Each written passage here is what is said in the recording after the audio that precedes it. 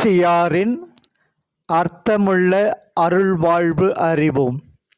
எண் 106. வழங்குபவர் அருள்முனைவர் ஆ. சூசைராஜா, Franciscan Capuchin.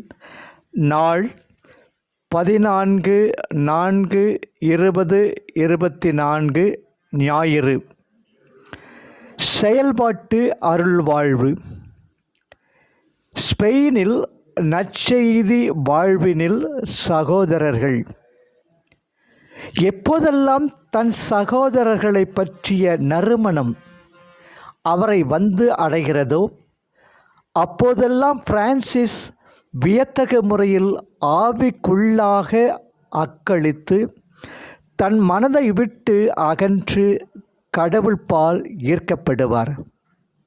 ஸ்பெயினை சேர்ந்த பக்தியுள்ள திருநிலையினர் ஒருவர் புனித பிரான்சிஸிடம் பேச சிறிது நேரம் செலவிட வாய்ப்பு பெற்றார். அவர் ஸ்பெயினில் உள்ள சகோதரர்களை பற்றிய செய்தியை சொல்லி அவரை மகிழ்வித்தார்.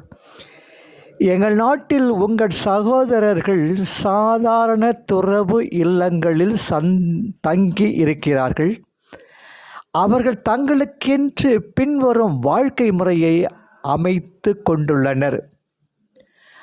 அவர்களில் பாதி பேர் வீட்டு வேலைகளை கவனித்து கொள்கிறார்கள். மீதி பேர் ஆழ்நிலை தியானத்திற்காக தங்களையே ஈடுபடுத்தி கொள்கிறார்கள். இவ்வாறு ஒவ்வொரு வாரமும் அவர் நிலைகளை மாற்றிக்கொண்டு வேலையில் ஈடுபடுபவர்கள் ஆழ்நிலை தியானத்தை மேற்கொள்கின்றனர். தியானத்தில் கழித்தவர்கள் உழைக்கும் பங்கை தேர்ந்து கொள்கின்றனர். ஒரு நாள் உணவுக்காக பந்தி ஏற்பாடு செய்யப்பட்டு தொலைவில் இருந்தவர்களை அழைக்க சைகை செய்யப்பட்டது. தியானத்தில் ஆழ்ந்திருந்த ஒருவரை தவிர மற்ற எல்லா சகோதரர்களும் உடனடியாக ஒன்று கூடினார்கள். அவர்கள் சிறிது நேரம் அவருக்காக காத்திருந்து விட்டு அவரை அழைத்து வர அவருடைய அறைக்கு சென்றார்கள். அங்கு அவர் கடவுளின் மிகுதியான பந்தியிலிருந்து உணவு அருந்தி இருந்தார். அவர் தரையில் முகம் குப்புற சிலுவையின் வடிவில் கைகளை விரித்து கிடந்து உயிரற்றவர் போல் தோன்றினார். அவர் பேச்சு மூச்சில்லாமல் கிடந்தார். அவரது தலைமாட்டிலும் கால் மாட்டிலும் இரட்டை மெழுகுவர்த்திகள் எரிந்து அந்த அறை முழுவதும் பொன்னிற ஒளியால் நிரப்பின. அவர் பெற்றிருந்த அருள் பொழிவை கலைத்து விடாதபடியும் அவரது அன்பரை விழித்தெழ செய்யவும் விரும்பாமல் அவரை தொந்தரவு செய்யாமல் விட்டனர். சகோதரர்கள் சுவரின் பின்னால் மறைந்து நின்று பின்னால் தட்டி வழியாகவும் அந்த சிற்றறையில் இருந்த திறப்புகள் வழியாகவும் உற்று பார்த்தார்கள்.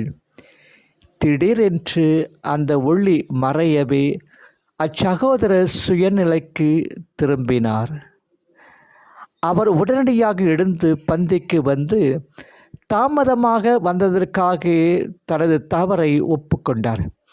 இப்படியாக எங்கள் நாட்டில் உங்கள் சகோதரர்கள் மத்தியில் நடந்தது என்று அந்த ஸ்பெயின் தேசத்தினர் சொன்னார். பேறு பெற்ற தந்தையால் அவரது மகிழ்ச்சியை கட்டுப்படுத்த முடியவில்லை. அவ்வளவுக்கு தனது மகன்களின் நறுமணத்தால் மூழ்கடிக்கப்பட்டார். இதுவே அவரது ஒரே பெருமை போல அவர் உடனே எழுந்து ஆண்டவரை புகழ்ந்தார். அவர் தனது இதயத்தின் ஆழத்திலிருந்து மகிழ்ந்தார். சகோதரர்களை பற்றிய இந்த செய்தியால் என்னை மகிழ்வித்த ஆண்டவரே, பரிசுத்தமாக்குபவர் மற்றும் ஏழைகளின் வழிகாட்டியுமான ஆண்டவர் நீரே, அந்த சகோதரர்களை ஆசிர்வதியும். ஆம், அதிகமான ஆசீர்வாதங்களால் அவர்களை நிரப்பும். தங்கள் எடுத்துக்காட்டன வாழ்வால் தங்கள் அர்ப்பணம் நறுமணம் வீசும்படி அவர்களை சிறப்பான கொடைகளால் தூய்மைப்படுத்தும் என்று மன்றாடினார். அசிசியாரின் அர்த்தமிகு அருள் வாழ்வு. தாயும் தந்தையுமான இறைவன் வாழ்வை பொழிந்து கொண்டிருக்க, அவருடைய திருமகன் இயேசு வாழ்வை மீட்டு வழங்குவதிலும் தூய ஆவி புனித வாழ்வை தழுவ அருள் புரிவதிலும் தயங்குவதில்லை. வாழ்வை மிகுதியாக வாழ வேண்டும் என்பதே இறைவனின் திட்டம், திருவுளம். ஆனால் இன்று இறை மக்களில்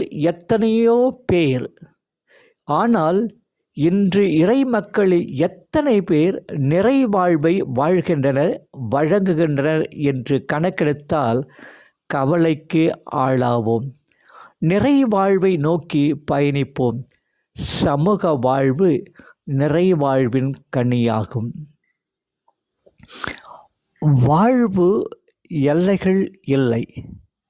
வாழ்வுக்கு எல்லைகள் இல்லை. வாழ்வு நமது உடலில் இருந்தாலும் உடலையும் கடந்து செல்வதை நமது சுவாசத்தின் வழி உணர முடியும்.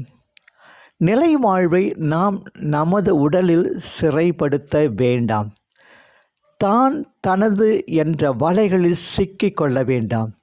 நாம் நமது என்ற பரந்த விரிந்த வாழ்வில் வலம் வருவோம்.